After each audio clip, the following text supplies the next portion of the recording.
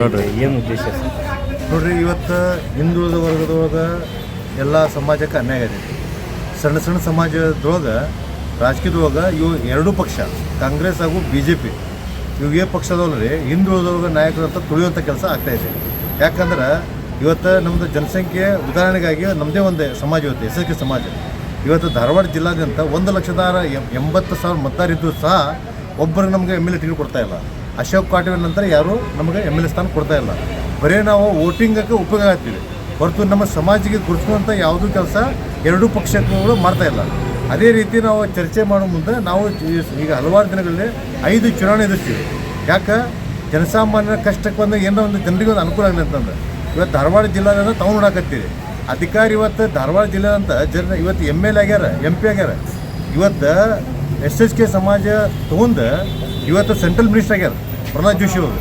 ನಮ್ಮ ಸಮಾಜ ಕೊಡುಗೆ ಏನೈತ್ರಿ ಅವ್ರದ್ದು. ಇವತ್ತು ಮಾಜಿ ಮುಖ್ಯಮಂತ್ರಿ ಜಗದೀಶ್ ಶೆಟ್ಟರ್ ಆಗ್ಯಾರ. ನಮ್ಮ SSK ಸಮಾಜ ಕೊಡುಗೆ ಏನೈತ್ರಿ ಅವ್ರದ್ದು. ಇವತ್ತು ಮಹೇಶ್ ಟೈನ್ಕೆ ಅವ್ರ ಕೊಡುಗೆ ಏನೈತ್ರಿ ನಮ್ಮ SSK ಸಮಾಜಕ್ಕೆ. ನಾವು ಶಾಸಕರು ಮಾಡಿವಿ. ನಾವು ಬರೀ ನಿಮ್ಗೆ ವೋಟಿಂಗ್ ಮಾಡಿ ನಿಮ್ಗೆ ಅಧಿಕಾರ ಕೊಡೋಣ. ಈಗ SSK ಸಮಾಜ ಬರೀ ನೀವು ಕಾರ್ಯಕ್ರಮದಲ್ಲಿ ನಿಮ್ಮ ಬೆನ್ನೆಲುಬು ಅಂತ ಮಾತಾಡ್ತೀರಿ. ನಮ್ಮ ಬೆನ್ನೆಲುಬು ಮುರಿಯುವಂಥ ಕೆಲಸ ಇವತ್ತು ಎರಡೂ ಈಗ ಕೇಂದ್ರ ಸಚಿವರಾಗಲಿ ಆಗಿರೋ ಜಗದೀಶ್ ಶೆಟ್ಟರ್ ಆಗಲಿ ನಮ್ಮ ಸಮಾಜ ತುಳಿಯುವಂಥ ಕೆಲಸ ಮಾಡಕತ್ತಾರೆ. ಇವತ್ತು ಜಗದೀಶ್ ಶೆಟ್ಟರ್ ಅವರು ಅವ್ರ ಮಗನಿಗೆ ಫೋಕಸ್ ಮಾಡಕತ್ತಾರೆ.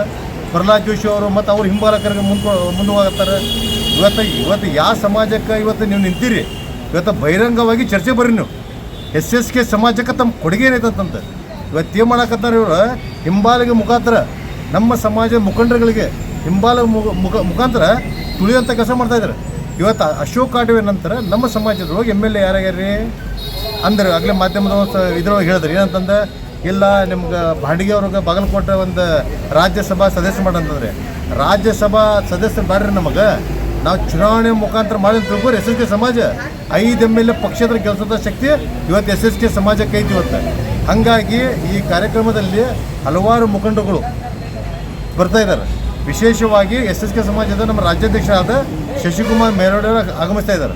ಮತ್ತು ಧಾರವಾಡ ಜಿಲ್ಲಾ SSK ಸಮಾಜದ ಅಧ್ಯಕ್ಷರಾದ ಸತೀಶ್ ಮೇರೋಡವರು ಆಗಮಿಸ್ತಿದ್ದಾರೆ. ಅವಾಗ ಮಾಜಿ ಶಾಸಕರಾದ ಅಶೋಕ್ ಕಾಟಿಯವರು ಇದ್ರೊಳಗೆ ಬರ್ತಾ ಇದ್ದಾರೆ. ಹಾಗಾಗಿ ಇದರ ಉದ್ದೇಶ ಏನಂದ್ರೆ ಇವತ್ತು ಎಲ್ಲ ಸಮಾಜದೊಳಗೆ ರಾಜಕೀಯದೊಳಗೆ ಮುಂದೆ ಬರಬೇಕು. ಇವತ್ತು ಶಾಸಕರಾಗಬೇಕು, ಸಚಿವರಾಗಬೇಕು. ಬರೀ ನಾವು ಚುನಾವಣೆ ಇದ್ದಾಗ ನಾವು ಉಪಯೋಗ ಆದ್ವಿ, ಚುನಾವಣೆ ನಂತರ ಅಧಿಕಾರ ಅವ್ರಿಗೆ ಬೇಕು, ನಾವು ಬರೀ ಉಪಯೋಗ ಆಗುವಂತ ಹಾಗಾಗಿ ಇದರ ಸಭೆ ಉದ್ದೇಶ ಏನಂದ್ರೆ ಇವತ್ತು ಯಾರ ಹಿಂದುಳಿದ ಸಮಾಜದೊಳಗೆ ಏನು ಅನ್ಯಾಯಕ್ಕೆ ಒಳಗಾಗಿದ್ದಾರಲ್ಲ, ರಾಜಕೀಯವಾಗಿ ಪಟ್ಟಿರಲ್ಲ ಅಂಥವ್ರಿಗಾಗಿ ಇದು ಕಾರ್ಯಕ್ರಮ. ಆ್ಯಕ್ಚುಲಿ ಮುಖಂಡರೆಲ್ಲ ಇದು ವಿಚಾರ ಮಾಡ್ಬೇಕು. ಇವತ್ತು ಮಠಾಧೀಶರು ಇದರ ಬಗ್ಗೆ ಒಂದು ಸಂಕಲ್ಪ ಮಾಡ್ಯಾರ ಅಂದ್ರೆ ಅದು ಮುಂದಿನ ದಿನದೊಳಗೆ ಎರಡೂ ಪಕ್ಷಕ್ಕೆ ಒಂದು ತಕ್ಕ ಪಾಠ ಕಲಿಸ್ತಾರಂತ. ನಿಮ್ಮ ಸಮಾಜಕ್ಕೆ ಅನ್ಯಾಯ ಆಗೈತಂತೀರಿ. ನಿಮ್ಮ ಸಮಾಜಕ್ಕೆ ಅನ್ಯಾಯ ಆಗಿದ್ದ ನ್ಯಾಯ ಪಡ್ಕೊಳ್ಳೋಕೆ ನಿಮ್ಮ ಸಮಾಜದಿಂದ ಆಗ್ಲಾರ್ದಕ್ಕೆ ಈ ಸಭೆಗಳಿಂದ ಪ್ರಯೋಜನ ಪಡ್ಕೊತಾ ಇದ್ದೀರಿ ನೀವು. ಇದು ಪ್ರಯೋಜನ ನಿಮ್ಮ ರಾಜ್ಯಾಧ್ಯಕ್ಷರು ಬರ್ತಾ ಇದ್ದಾರೆ. ಯಾಕೆ ನಿಮ್ಮ ಸಮಾಜದಿಂದ ಒಂದು ಇಂಥ ಹೋರಾಟ ಪ್ರತಿಭಟನೆ ಒಂದು ಸಭೆ ಯಾಕೆ ಮಾಡಿಲ್ಲ? ಈಗ ಇದರ ಬಗ್ಗೆ ನಾವು ಶಶಿಕುಮಾರ್ ಮೇರೋಡವ್ರಿಗೆ ಅವ್ರ ಕೂಟ ಸಭೆ ಮಾಡಿದ್ದೀವಿ. ನಾವು ಒಂದ ಮಾತಾಡಿದ್ವಿ, ಈ ಸರ್ತಿ ಕಾಂಗ್ರೆಸ್ ಆಗಲಿ BJP ಆಗಲಿ ನಮ್ಮ ಟಿಕೆಟ್ ಕೊಡಲಿಲ್ಲ ಅಂದ್ರೆ ನಾವು ಸಮಾವೇಶ ಮಾಡೋದು ಬೇಡ.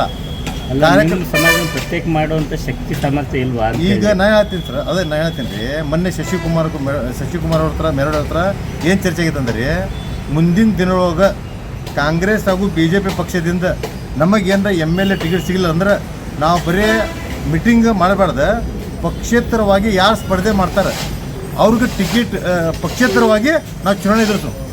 ನಾವು ನಮ್ಮ ಸಮಾಜಕ್ಕೆ ಒಂದು 10 ಮಂದಿ ಕ್ಯಾಂಡಿಡೇಟ್ ಇಳಿಸು. ರಾಜ್ಯದೊಳಗೆ ಸುಮಾರು ನಮ್ದು 8 ಲಕ್ಷ ಮತದಾರ ಇದ್ದಾರೆ ರೀ ಧಾರವಾಡ ಕರ್ನಾಟಕ ರಾಜ್ಯದೊಳಗೆ. 8 ಲಕ್ಷ ಮತ ಇದ್ದರೂ ಪಕ್ಷೇತರವಾಗಿ ನಾವು ಸ್ಪರ್ಧೆ ಮಾಡಿದ್ರೆ ನಾವು ಗೆಲ್ತೀವೋ ಸೋಲ್ತೀವೋ ಸೆಕೆಂಡ್ರಿ. ಅಕಸ್ಮಾತ್ ನಾವು ಎರಡೂ ಪಕ್ಷದ MLAಗಳು ಸೋಸ್ಬಿಟ್ಟಂದ್ರೆ ಅವಾಗ ನಮ್ಮ ಕಡೆಯವ್ರು ಬರ್ತಾರೆ. ಆಯ್ತು ರೀ. ನಾಳೆ ಸಭೆದಾಗ ಎಲ್ಲ ಸಮಾಜದವರು ಸೇರಾಗ್ತಾರೆ. ಎಲ್ಲ ಸಮಾಜದವರು ನ್ಯಾಯ ಸಿಗಬೇಕಂತರು ಕೇವಲ SSK ಎಲ್ಲ ಸಮಾಜದ ಹಿಂದುಳಿದವರು ಸರ ಎಲ್ಲ ಸಮಾಜ ಹಿಂದುಳಿದವ್ರಿಗೆ ನ್ಯಾಯ ಸಿಗಬೇಕು. ಅವ್ರಿಗೆ MLA ಯಾರು ನೇತೃತ್ವ ಮಾಡತ್ತೀರಿ? ಇದು ಎಲ್ಲ ಸಮಾಜ ಮುಖಂಡರು ಹಾಗೂ ಮಠಾಧೀಶರ ನೇತೃತ್ವದೊಳಗೆ ಈ ಕಾರ್ಯಕ್ರಮ ಮಾಡತ್ತೀವಿ.